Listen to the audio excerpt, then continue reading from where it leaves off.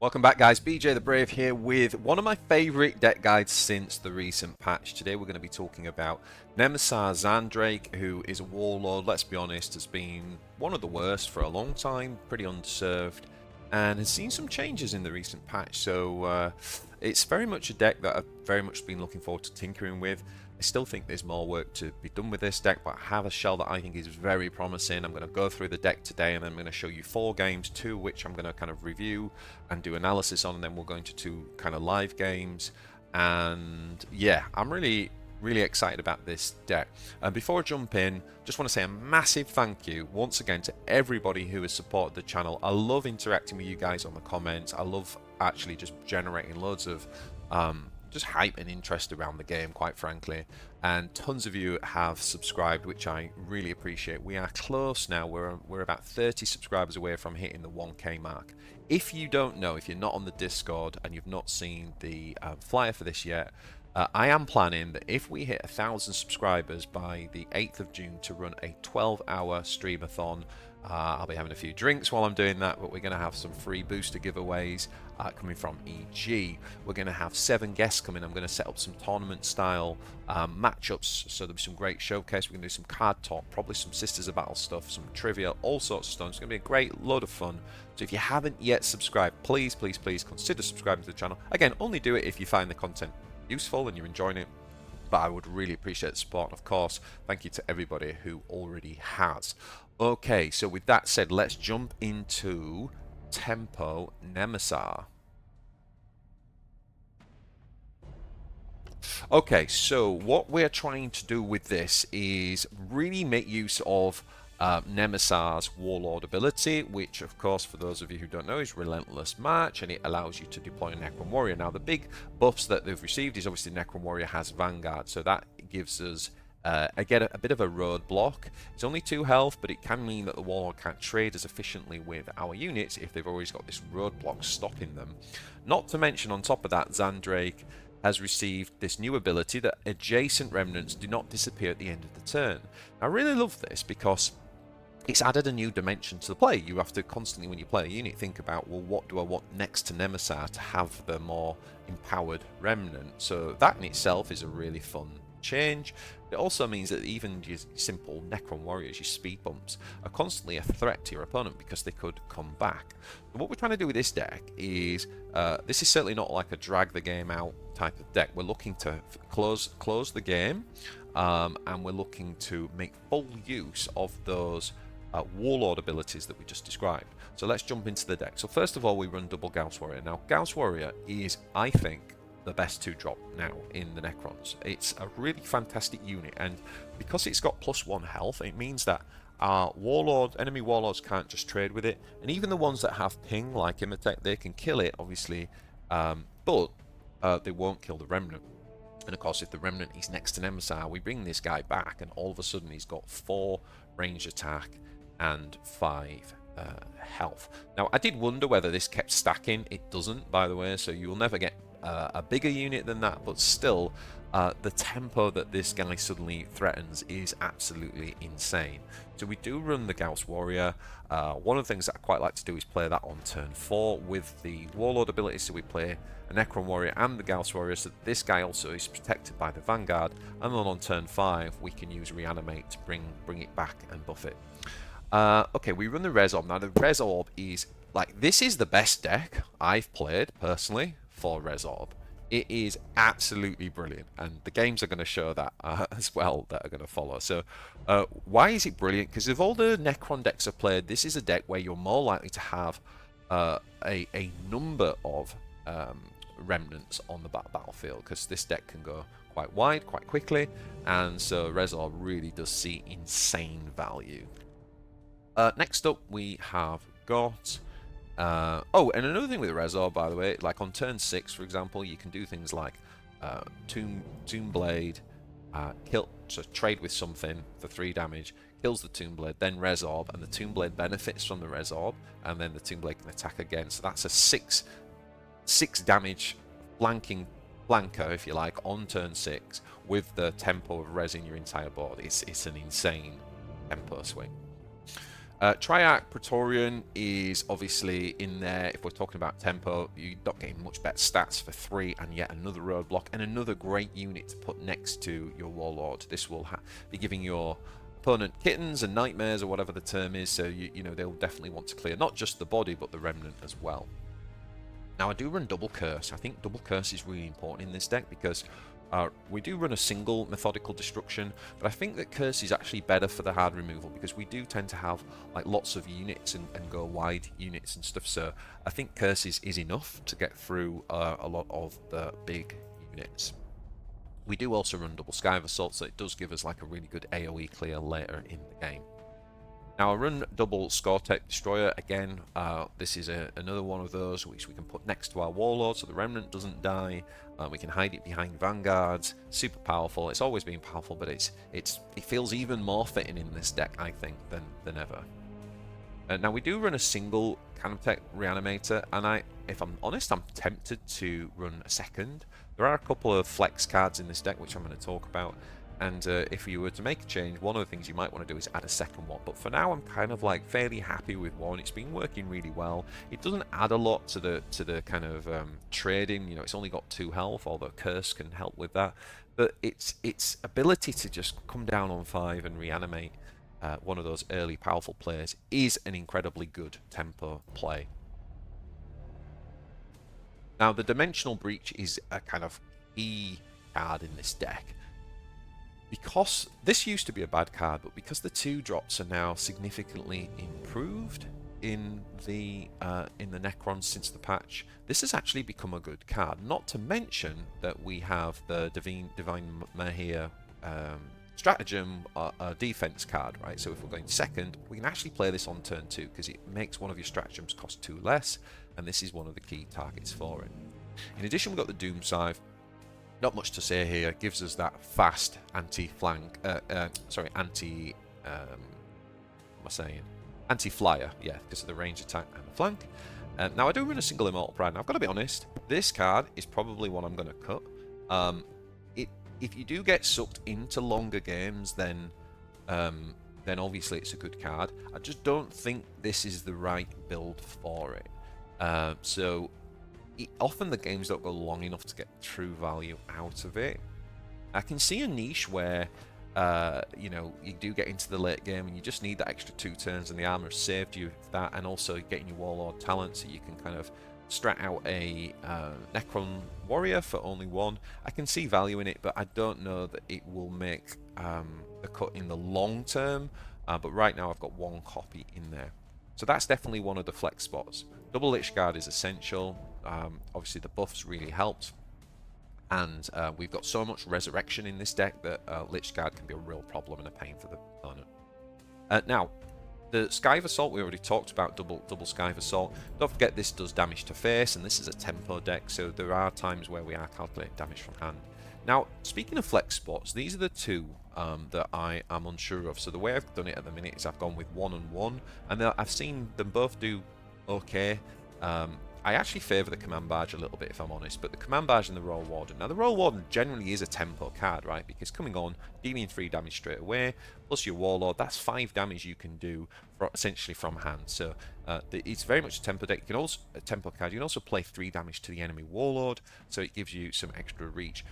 It did gain Remnant in the patch, but the problem is that Remnant's not very good with rally, right? Because when you bring something back, when you reanimate something, it can't then trigger its rally effect. So you're really just reanimating it for the body, and also it's only got 2 melee damage, so it's not a flyer, so it can kind of just be taken out by sort of enemy flankers and stuff. So I'm leaning towards dropping the Warden, to be honest. The Command Barge, on the other hand, is very good. The Command Barge has been very similar to the Reanimator, except for the difference is the Barge isn't as quick in that it doesn't give us a reanimate that turn. Often we don't need one on that turn, so it has a niche. And the other thing about the Command Barge, it does contribute to the tempo and the trade in the sense that it's a flyer, so the opponent has to attack its big 6 ranged attack damage, and of course on our turn we're actually putting the hurt on with that 6 damage. So this can actually contribute to the attack, and constantly giving you that talent reanimate is pretty powerful.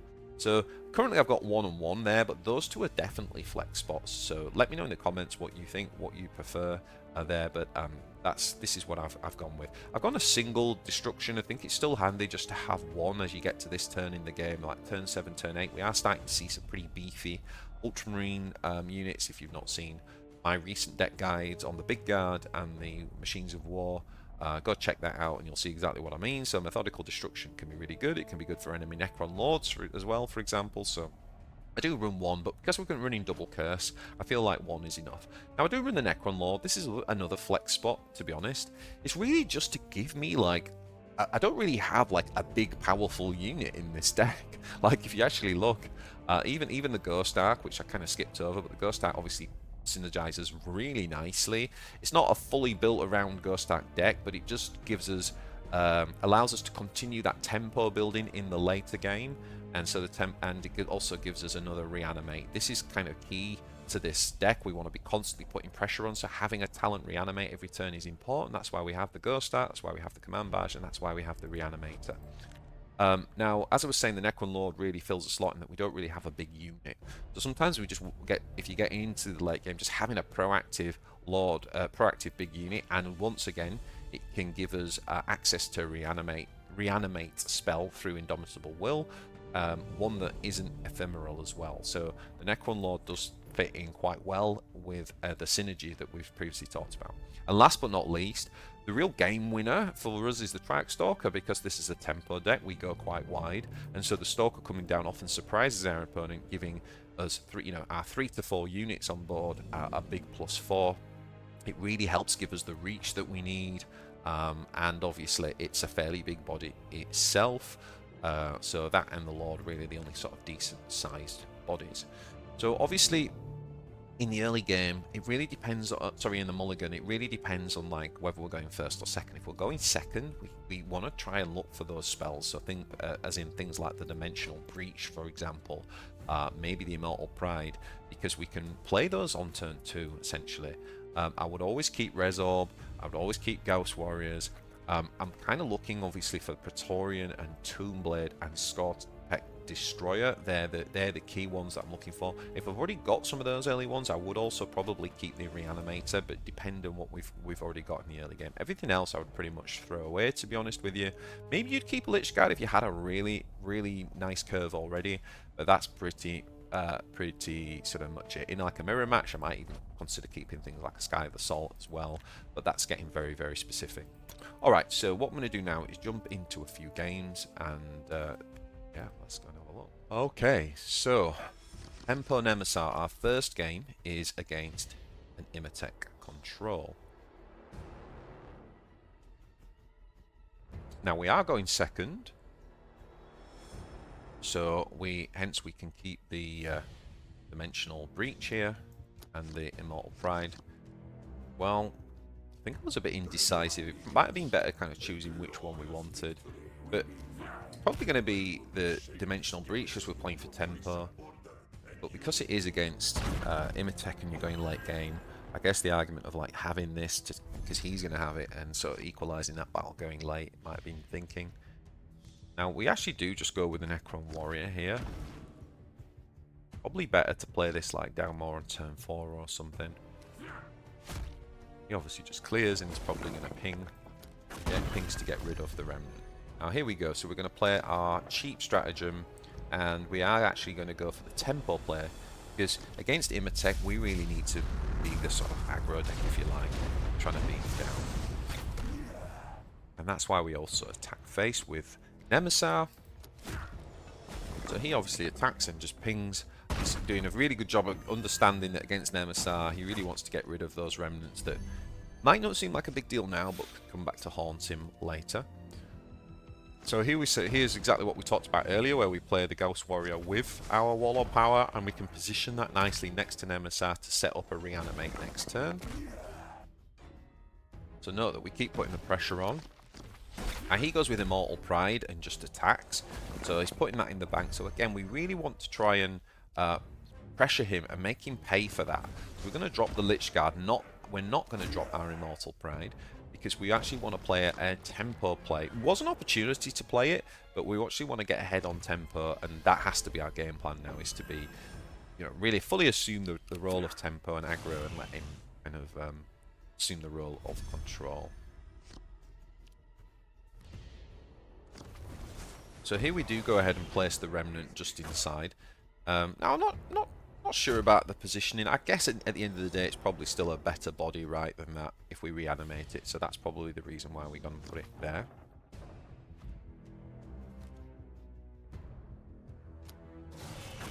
So he plays Implacable Conqueror, so, you know, he's really banking the value, so we've got to get Motor in now, because not only has he got 4 damage, and the armor, he's now getting -2 discount to every troop that he draws. So we've really got to get Motor in, so there's no card to help you get Motor in better when you've already got a board than Triarch Stalker. So as you can see, you know, things like the Royal Guardian, the Royal Warden, obviously with that, that's pretty devastating, right? The 8 range attack. So we're able to put some pressure on, and he's really going to need AoE to help him here. Can obviously just he only take 1 damage there. This is the problem with the Royal Warden. The melee attack is obviously very easy to cheat the trade, and that's exactly what he does.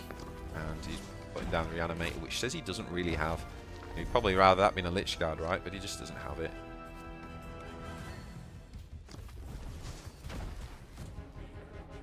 We're actually going to play our Immortal Pride. Everything is going to get the armor. But to be honest with you, I think that is GG.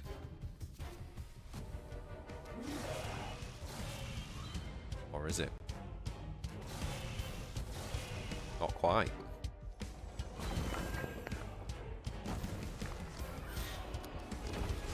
So he's going to play Curse. Small matter of can he clear the board, essentially. Now if he heals, he would be out, and if he can clear this, he would be outside of range of Nemesor killing him.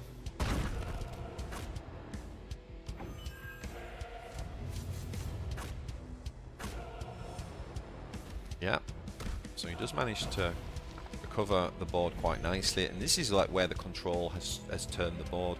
But obviously we draw our second Triarch, and we're able to kind of finish him off. So we got a little bit lucky there. He was very close to turning the corner as a control player. If you've not seen my fundamentals guides, by the way, where I talk about aggro, mid-range, and control, it's worth thinking about that game there in particular. It's worth going and checking that out, because I talk about things like turning the corner and how those matchups play. Also got one called Who is the Beatdown, which is similar. So definitely go and check those out if you missed those in my fundamentals videos.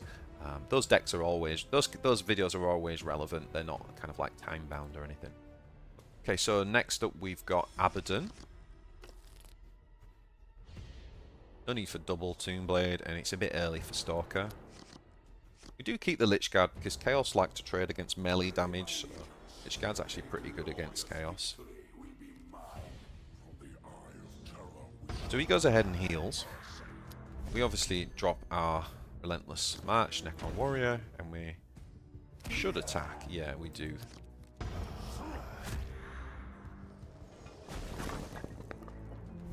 Now he has put on the Solar Storm, means that if we don't spend 1 point of energy, any unspent energy basically will ping 1 damage. So that does play a little bit of a factor in this game, so it's worth being aware of and keeping an eye out. Obviously we dropped the Praetorian, he got the little ping there, look, for example. Now what we're going to do is we're also just going to drop this, because we can't get value yet from Technomancer, so we're going to drop this. Flyers are always a problem for Abaddon, and also we get the extra 1 ping, right, because we left 1 energy in the bank.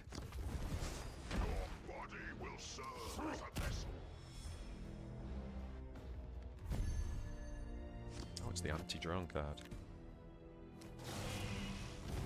What we can do here is obviously attack this guy, and then try and get value from the Technomancer. Not sure if that's the best play that turn. But because it does mean we don't get like the max value from that defense stratagem. Like, look, we're playing this, we already had 2 energy, we didn't need to discount it. So it was purely just done for the reanimates. I'm glad it got that one. Shame about the warrior, but I'm glad it got that one because the Praetorian remnant is still there because it's next to Nemesor. So this ability that Nemesor's got is paying dividend again, and it's also paid dividend here because watch this. The Hellfire hit 2 of the remnants, so that's another upside of Nemesor's new ability. Actually weakened the Hellbreak strike. We're gonna just drop the Lychguard here. Again, we're off our energy. We've got 1 left. So that'll be another ping to Abaddon.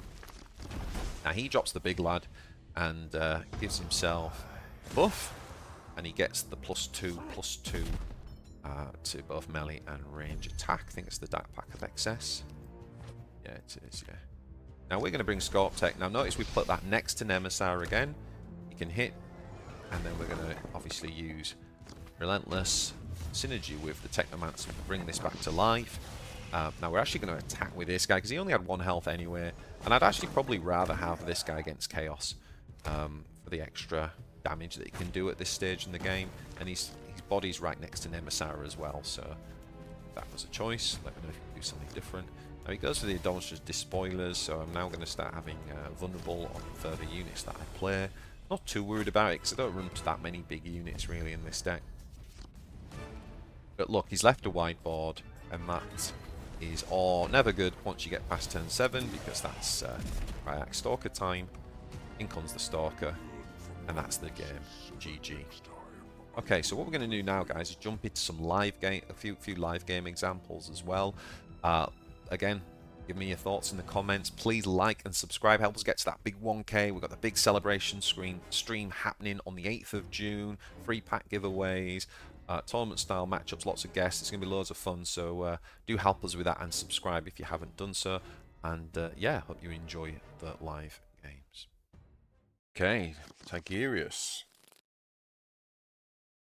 How does our Tempo Nemesor do against Tigurius? So we can get this on turn 3, which is nice.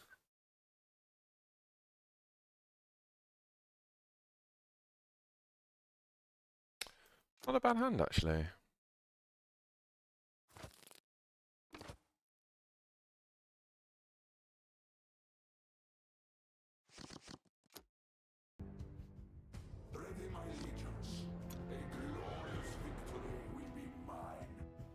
So we can drop the Relentless March, and then we can play Dimensional Breach turn 2. Such a powerful turn 2, that. Such a powerful turn 2.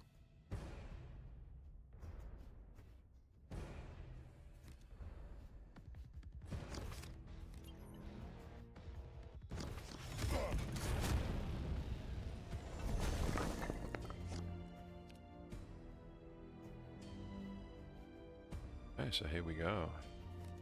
Divination Mahir. Dimensional Breach.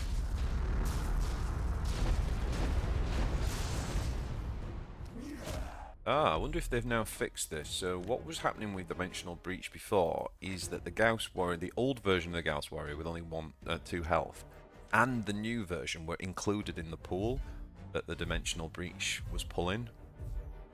Now, I don't know if anyone reported it. I hadn't reported it to EG, but I've seen it a lot. But interesting that we've just got two of those there.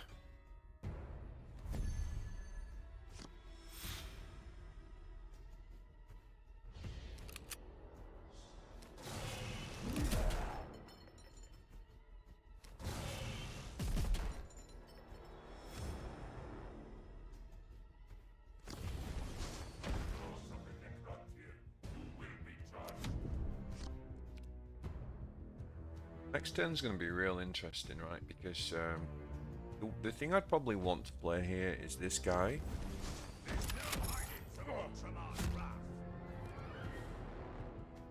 But it might actually be better to just drop the Resurrection Orb.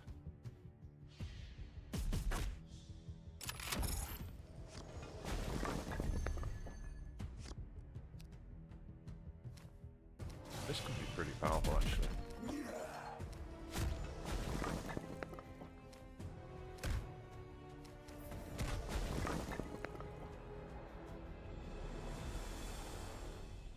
Yeah, I think that's a pretty good Resurrection Orb, isn't it?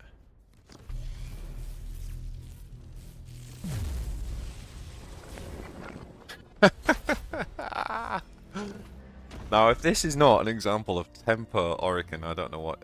Tempo Nemesor, I don't know what it is. It's Tempo Necrons at its finest.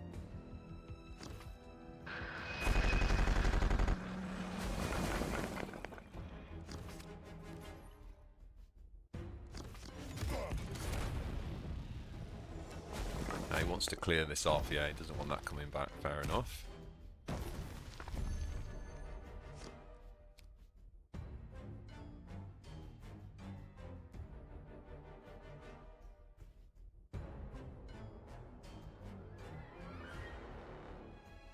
I think we can actually get away with just dropping this here.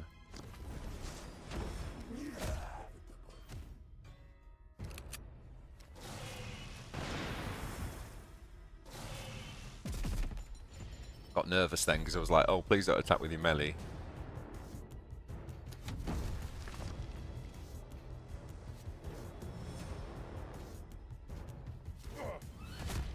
One of the things I'm not sure about in this deck is I'm currently running one Barge and one Royal Warden. I'm not really sure what works better. They both give tempo, but in slightly different ways.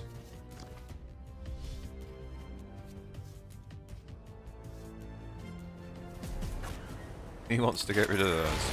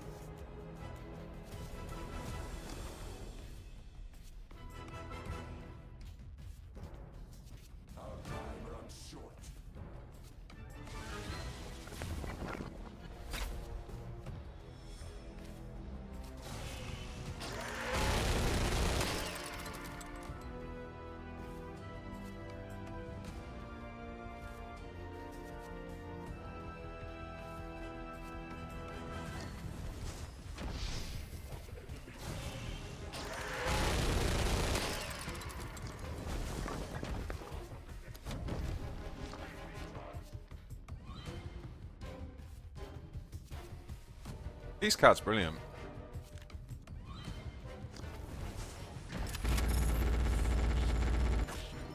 Now he has already used the tactical insight, so I'm not expecting another array of that.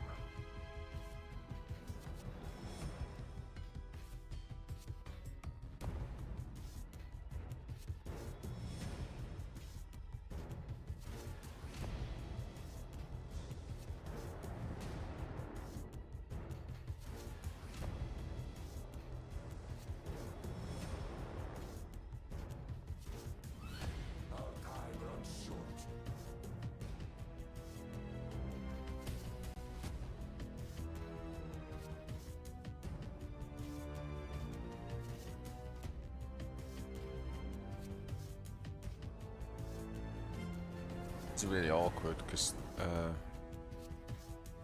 sure we can really kill this.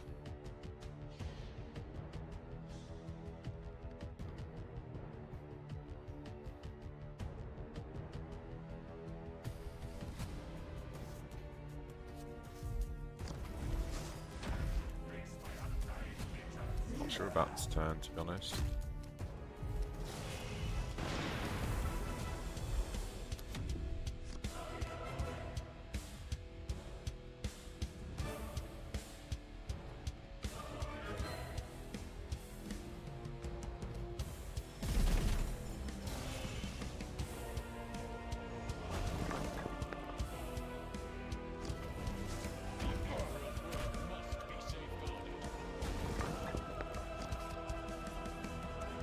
shield on.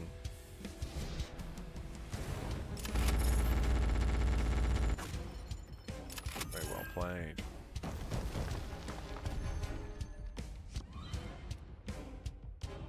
Yeah, that's probably cost me, to be honest.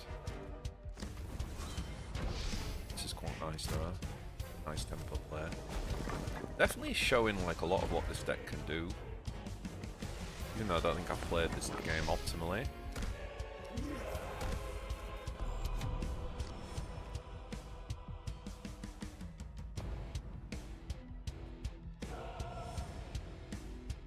It's a really nice combo that actually on turn 9. I guess you've got the same on turn 8 with the Tomb Guard. Another Dreadnought.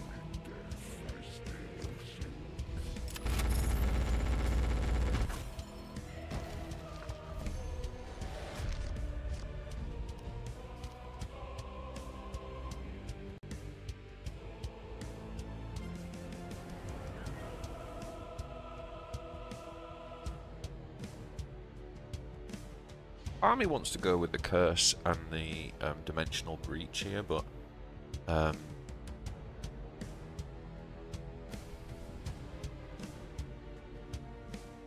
problem is that this could just end up clearing everything.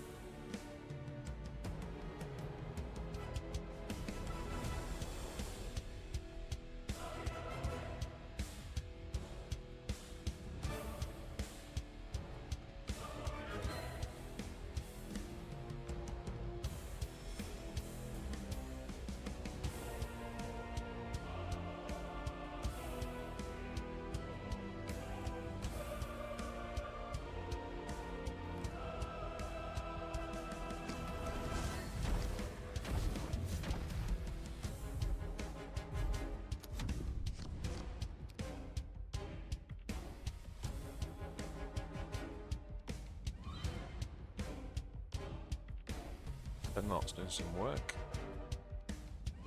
This match.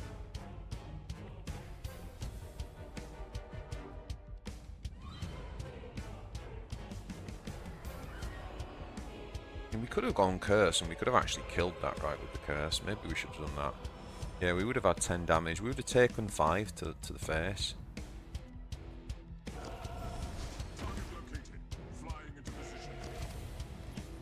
Shield up again, isn't it?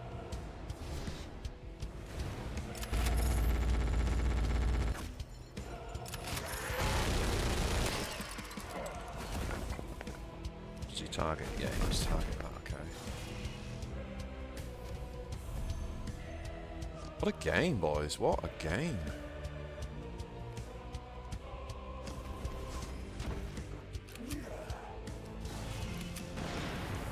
That was a really close back and forth game.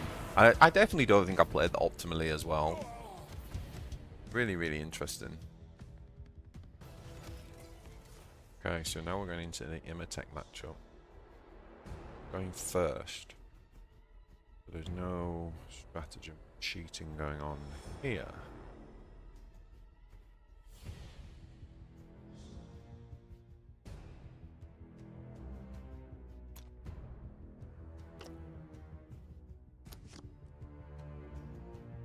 Barrack.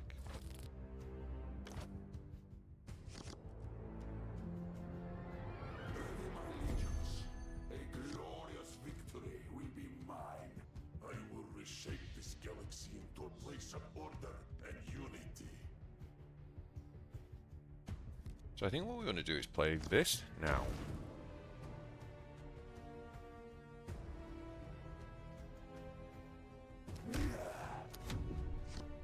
This on 3, and then that and that on 4.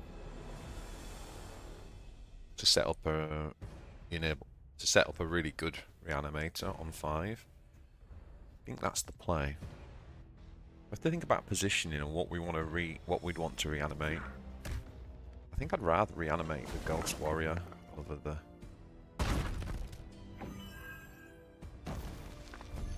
this, but we'll see.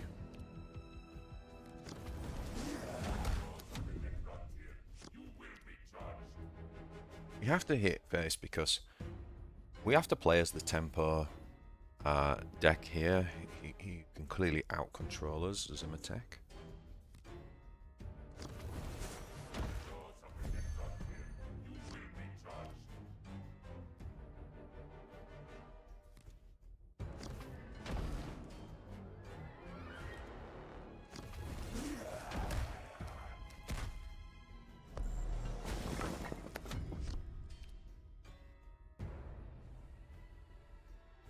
Does he have the reanimate?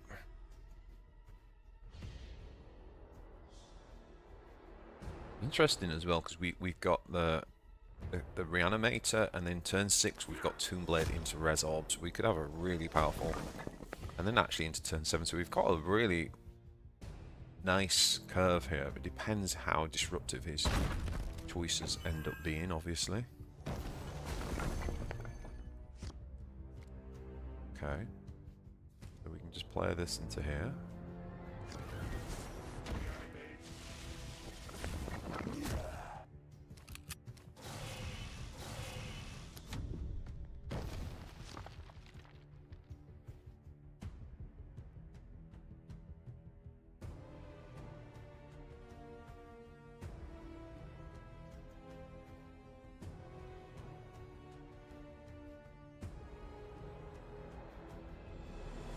The dream here is that this and this goes down, and he has a unit.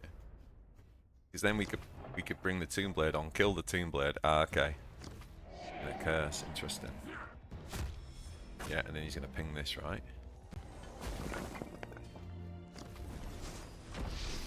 Oh no, he's gonna take that out. Okay, I'm not too worried about that actually.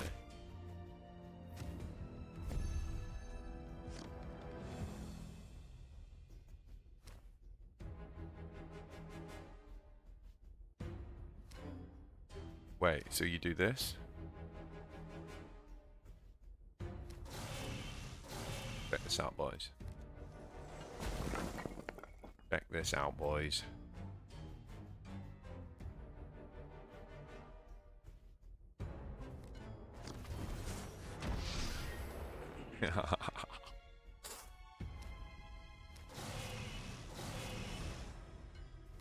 Res Orb! Come on, son! Now that is what I call a tempo play, my friends. Ah, the only thing is we misplayed there. That should have gone face and that should have gone there. Ah. It's annoying. I got a little bit excited about that play. Stop concentrating. Now the Triarch Stalker should be natural turn 7 for us here. We might even take the 5 damage. I'll take the 5 damage here.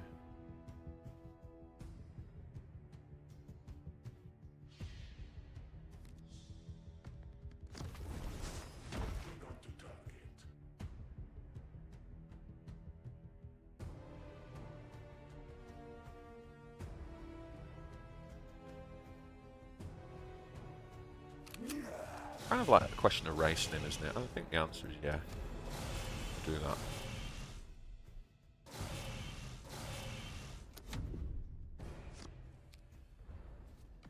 Potentially 5 from hand as well. Obviously not in one turn.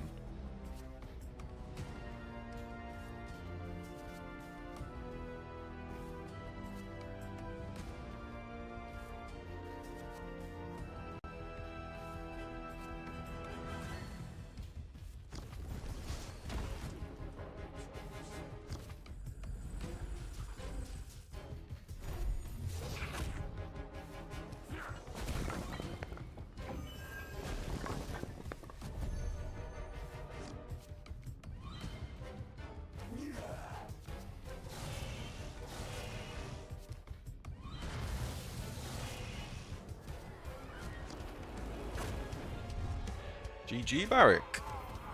So, you know, that's a top Imotekh control deck and top player. So this deck is definitely, it's definitely popping off, man. Really, really enjoying it. I mean, the big question, and I'm going to leave this for you guys, and let me know in the comments what you think, is really this kind of choice between the Command Barge and the Royal Warden. We could keep it as it is with sort of one of. The other card I'm not really sure of in this deck is Immortal Pride, to be honest with you. I mean, obviously getting your warriors out for one in the late game is pretty good. But I'm just not sure it's really necessary with this style of play, this more tempo based. So they're the sort of three cards that I'm kind of like on the fence with, right? We've seen how amazing Res Orb is. That is definitely staying. I also really like Double Curse for hard removal over going all in on the Methodical Destructions, because we quite quickly and easily can go wide, and so the curse is a much cheaper and efficient way of removing and making use of our bodies. I think this is pretty good, guys. I just think it's really about sorting out what we do with these few cards in this 6-drop spot. Definitely like the Reanimator.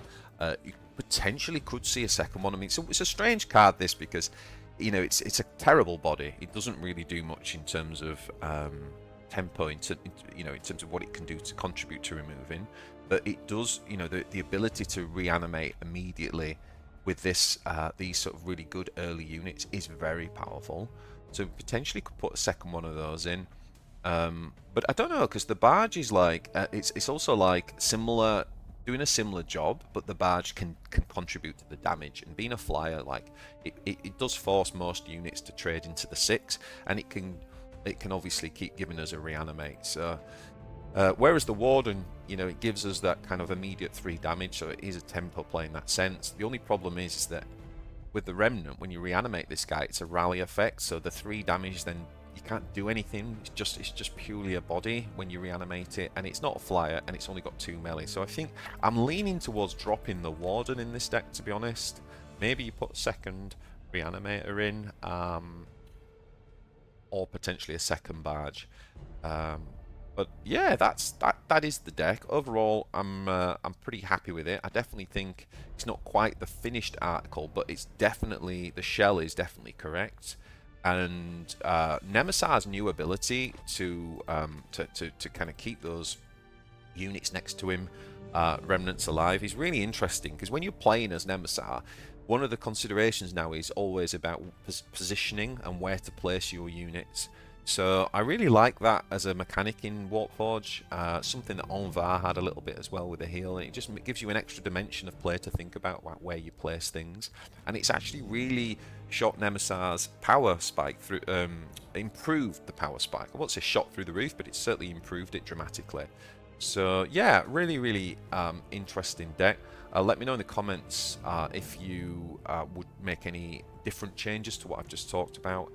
And we're very close, guys, to our 1k subscribers, so I am going to ask, if you haven't yet subscribed, please do so. We're planning to, if we hit 1,000 subscribers on the 8th of June, I'm going to do a 12-hour streamathon playing with trying to get a win with every Warlord on ranked ladder. I've got free packs, booster packs to give away from EG. We're going to have 7 guests popping in. We're going to do some tournament style matchups. We're going to have all sorts going on, probably some Sisters of Battle stuff too. So please help us achieve that. We're about 30 subscribers off, and of course, if you have subbed, then thank you so much. I massively appreciate all the support, and I hope you're enjoying the content that I'm making. Anything you'd like to see, obviously, on the channel, just let me know in the comments. Until the next time, guys, take care of yourself and each other.